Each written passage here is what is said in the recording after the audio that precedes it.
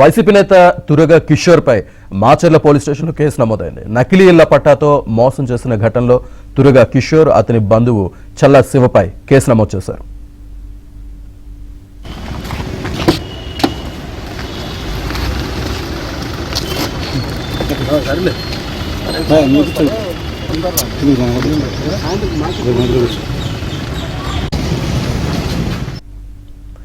YCP నేత తురగ కిషోర్ పై Macherla police స్టేషన్లో case నమోదైంది. నకిలీ ఇళ్ల పట్టాతో మోసం చేసిన ఘటనలో తురగ కిషోర్ అతని బంధువు చల్లా శివపై కేసు నమోదు చేశారు.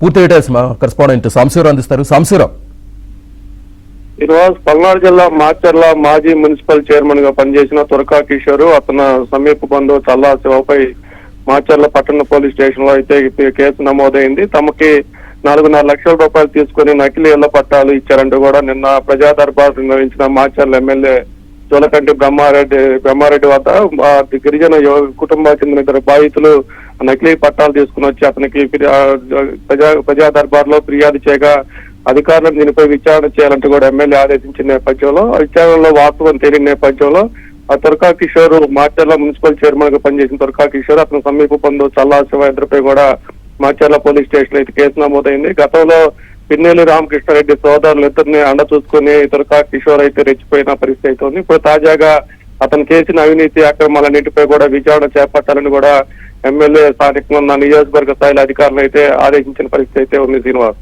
రైట్ సాంశీవరావు, థ్యాంక్ యూ.